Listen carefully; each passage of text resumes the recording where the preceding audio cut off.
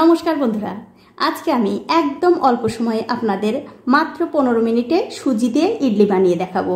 আশা করি এই ইডলি বানানো দেখার পর আপনাদের ভালো লাগবে। তো ইডলি বানাবার জন্য নিয়ে নিচ্ছি 1 বাটি সুজি, আর ওই বাটিটা মেপেই দিয়ে দিলাম 1 বাটি টক দই। তারপর দইয়ের বাটিটা ধুয়ে এর মধ্যে সামান্য একটু জল দিয়ে দিলাম।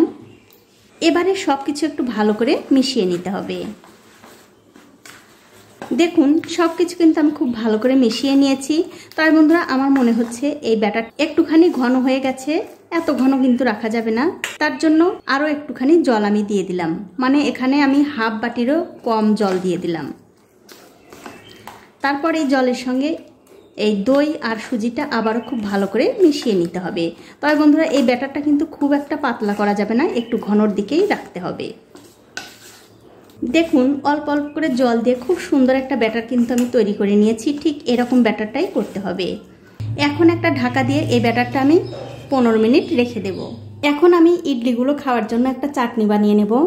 তার জন্য একটা মিক্সিং জারে দিয়ে দিলাম একটু বাদাম ভাজা, 4টে কাঁচা লঙ্কা, তারপর দিয়ে দিচ্ছি একদম ফ্রেশ নারকেল কোড়া, একটুখানি ধনেপাতা, স্বাদ অনুযায়ী নুন, 1 চামচ চিনি, একটুখানি টক দই। সবশেষে এর মধ্যে সামান্য একটু জল দিয়ে মিক্সিতে খুব ভালো করে বেটে নিতে হবে। দেখুন মিক্সিতে কিন্তু খুব ভালো করে বেটে নিয়েছি। এখন এই চাটনিটা আমি অন্য একটা বাটিতে ঢেলে নিলাম। তারপর এই চাটনির মধ্যে আমি তড়কা দিয়ে দেব। এখন দেখতে পাচ্ছেন একটা ফ্রাইং প্যানে আমি একটুখানি তেল গরম করতে দিয়েছি। তেলটা যখন ভালো করে গরম হয়ে যাবে তখন এর মধ্যে দিতে হবে একটু ছোলার ডাল। তারপর দিয়ে দিলাম 2টো শুকনো লঙ্কা। এবারে গ্যাসের ফ্লেমটা লোতে রেখে ছোলার ডাল আর এই শুকনো লঙ্কা একটুখানি তেলের সঙ্গে ভেজে নিতে হবে। যখন দেখবেন ছোলার ডাল আর লঙ্কাটা মোটামুটি ভাজা হয়ে গেছে তখন এর মধ্যে দিতে হবে 1 চামচ সর্ষে।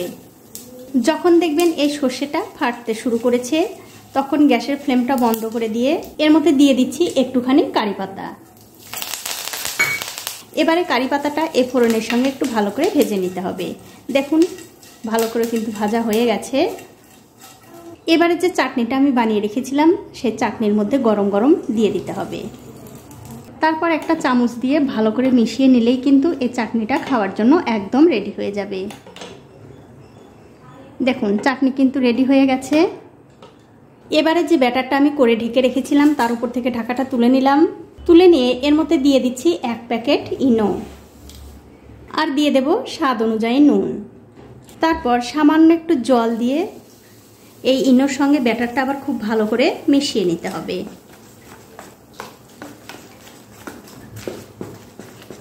দেখুন ইনো দিয়ে এই ব্যাটারটা কিন্তু আমি খুব ভালো করে ফেটিয়ে নিয়েছি। এখন দেখতে পাচ্ছেন আমি স্টিলের 4টে বাটি নিয়েছি, তার মধ্যে দিয়ে দিচ্ছি সামান্য একটু করে সাদা তেল। এবারে এই তেলটা এই বাটির মধ্যে খুব ভালো করে ব্রাশ করে দিতে হবে। ভালো করে যখন তেল ব্রাশ করা হয়ে যাবে তখন এই যে ব্যাটার আমি করে রেখেছি সেখান থেকে অল্প অল্প করে ব্যাটার এই বাটির মধ্যে দিয়ে দিতে হবে। খুব একটা বেশি কিন্তু দেয়া যাবে না, তার কারণ এই সুজি ফুলে কিন্তু অনেক বড় বড় হয়ে যাবে। সবগুলো বাটির মধ্যেই যখন ব্যাটার দেওয়া হয়ে যাবে তখন উপর দিয়ে একটুখানি সমান করে দিতে হবে। এতে করে ইডলিগুলো দেখতে ভালো লাগবে। এখন দেখতে পাচ্ছেন একটা কড়াইতে আমি জল গরম করতে দিয়েছি, তার মধ্যে একটা হাঁড়ি স্ট্যান্ড বসিয়ে দিয়েছি। এবারে এরকম একটা ছিদ্রযুক্ত থালা বসিয়ে দিলাম। তারপর যে ইডলির বাটিগুলো আমি রেডি করে রেখেছি সেটা একটা একটা করে দিয়ে দেব। এখন একটা ঢাকা দিয়ে 15 মিনিট হতে দেব। ঠিক 15 মিনিট পর আমি ঢাকাটা তুলে নিচ্ছি। আর বন্ধুরা, ঢাকার উপরে যদি এরকম ছিদ্র থাকে অবশ্যই কিন্তু বন্ধ করে দিতে হবে। আর দেখুন ইডলিগুলো ফুলে ফুলে কিন্তু কত বড় হয়ে গেছে। এখন আমি একটা টুথপিক এই ইডলির মধ্যে দিয়ে দেখছি যে ঠিকঠাক সেদ্ধ হয়েছে কিনা। দেখুন কাঠিটা কিন্তু পরিষ্কার বেরিয়েছে, তার মানে এই ইডলিগুলো খুব ভালোভাবে সেদ্ধ হয়ে গেছে। এখন আমি এই ইডলির বাটিগুলো নামিয়ে একটু ঠান্ডা করে নেব। আর অবশ্যই কিন্তু একটু ঠান্ডা করার পরেই এই ইডলিগুলো বাটি থেকে বের করে নিতে হবে। তো এই দেখুন বাটিগুলো কিন্তু আমি খুব ভালো করে ঠান্ডা করে নিয়েছি। এখন আমি এই ইডলিগুলো বাটির মধ্যে থেকে তুলে নেব। তার জন্য একটা চামচের পেছন দিয়ে ঠিক এরকম করে ছাড়িয়ে নিচ্ছি। আর বন্ধুরা, এই ইডলিগুলো অবশ্যই কিন্তু একটু ভালো করে ঠান্ডা করে তারপরে তুলবেন। দেখুন এরকম করলেই কিন্তু বেরিয়ে আসবে বাটি থেকে। আর কত সুন্দর হয়েছে আপনারাই দেখতে পাচ্ছেন। আর এই একই রকম করে কিন্তু সবগুলো ইডলি তুলে নিতে হবে। তো এই দেখুন বন্ধুরা, এক এক করে কিন্তু আমি সবগুলো ইডলি বাটি থেকে তুলে নিয়েছি। এখন একটা ইডলি আপনাদের ভেঙেও দেখাচ্ছি কতটা সুন্দর হয়েছে। দেখুন একদম কিন্তু নরম তুলতুলে।